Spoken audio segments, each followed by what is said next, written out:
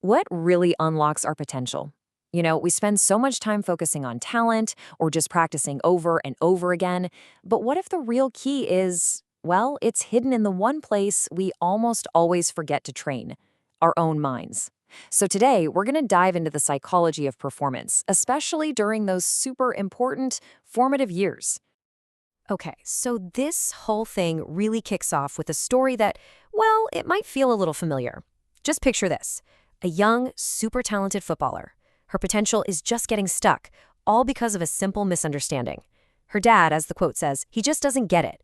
He sees one path for her, but he's completely missing the why behind her passion. And that right there, that's the kind of gap that understanding a little psychology can help us bridge. And that brings us to the big question, right? Why is figuring out the mechanics of our own minds? Why is that the secret ingredient to reaching peak performance? I mean, it doesn't matter if you're on a sports field, in an art studio, or just trying to ace a test in a classroom. So to answer that, we're going to break this journey down into 5 key parts. First up, we'll tackle that whirlwind of adolescence. Then we'll decode our inner selves. After that, we'll get into the 3 stages of learning, unpack the athlete's mental toolkit, and finally, we'll wrap it up by looking at the amazing mind-body connection. All right, let's jump right in with that first big step: getting a handle on the massive transformation that is adolescence.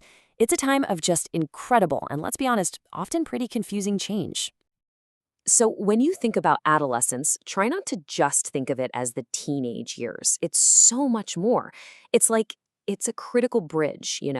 It's that period, roughly from when you're 10 to 19, where we're literally rewiring our brains and our bodies to become the adults we're gonna be. And it's not just one thing happening, it's a total top-to-bottom transformation. And this transformation, it's not happening in just one area. It's happening on 4 major fronts, all at the same time. You've got the physical changes, right? The obvious growth spurts.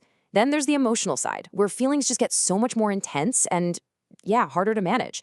Socially, our whole world shifts from family being the center to our friends taking over. And then cognitively, our brains are literally rewiring themselves so we can start thinking in more abstract ways. It's like a complete system upgrade happening all at once. Okay, so now that we have a feel for that huge landscape of change, let's zoom in a bit. Let's look at the internal blueprint that kind of guides us through all that chaos, our personality, and what really motivates us. It's so easy to mistake personality for just the surface level stuff, how someone looks, how they talk, that kind of thing. But the scientific view, it goes way, way deeper. It's not about the external shell at all. It's about the complex internal engine that's actually driving us. It's all about that unique organization of our psychological and physical systems. So what this really means is that your personality isn't just who you are. It's the dynamic system that determines how you uniquely adjust and adapt to the world around you. It really is the engine, not just the fancy paint job on the car. And here's a cool little tidbit. The word personality itself, it comes from the Latin word persona, which actually means mask. The kind worn by actors in ancient plays. It kind of suggests that for centuries, we've had this idea that our personality involves the different faces or roles we show to the world. And this brings us to the 2 main engines that drive that personality into action. First, you've got intrinsic motivation. That's the fire inside you, right? It's when you do something just for the pure joy and satisfaction of it. Then you have extrinsic motivation. That comes from the outside world, chasing a reward, getting praise, or maybe just trying to avoid getting in trouble. Both are super powerful, for sure, but they work in completely different ways. Okay, so understanding what drives us is a huge piece of the puzzle. But how do we actually translate that motivation into a real skill? How do you go from being a total beginner at something to being a master? Well, it turns out there's a path, and it follows a pretty consistent pattern for pretty much everyone.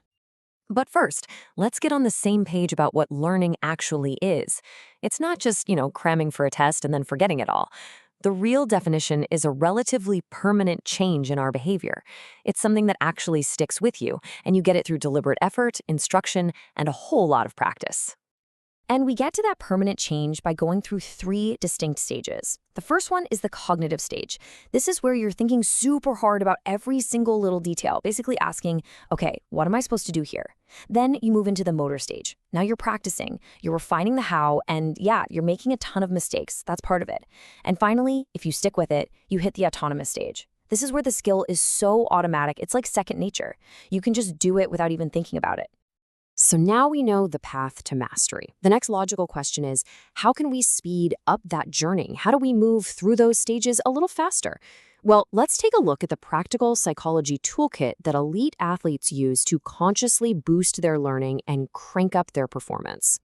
The absolute best performers, they rely on this powerful mental toolkit. It's a set of specific psychological skills that you can actually train, just like a muscle. We're talking about things like goal setting, visualization, and mastering your focus. But honestly, one of the most critical skills of all is learning to manage your inner dialogue. So let's zoom in on the different kinds of self-talk we all experience. First up, you've got positive self-talk. Think of this as your own personal internal cheerleader. It's that voice in your head that builds you up, boosts your confidence and motivation, and just keeps reminding you, hey, you've got this. You can do it. Then there's instructional self-talk. If the first one was your cheerleader, this one is your inner coach. It's totally focused on the technical side of what you're doing. It guides your actions with these little specific cues, like bend your knees, or focus, or keep your eye on the ball. It's all about keeping you grounded in the actual mechanics of the skill. And finally, yes, the one we all have to learn to deal with, negative self-talk. This is your inner critic. It's that nagging voice that creates self-doubt, cranks up your anxiety, and basically just tells you you're going to fail. Learning to acknowledge this voice and then learning how to shut it down, or at least argue back, is probably one of the most important mental skills you can ever develop. All right, so we've got the theory, we've got the mental tools, but is there a practice that kind of brings it all together? A way to train the mind and body at the same time? Yep, and that leads us to our final section, the incredible mind-body connection. And there's no better example of this than the ancient practice of yoga. And just check out how these benefits line up perfectly with that mental toolkit we were just talking about. Yoga improves your concentration. It helps you manage your stress and anxiety. It boosts your self-esteem, which is a great way to quiet that inner critic. It's a physical practice that is directly training the psychological skills you need for high performance. It's pretty amazing. So, at the end of the day, high performance isn't just about what you do with your body. It's really about how you train your mind. Getting a handle on your own psychology, everything from your personality to how you learn new things, that's the master key. So now you have the tools. The only question left to ask is, what will you unlock?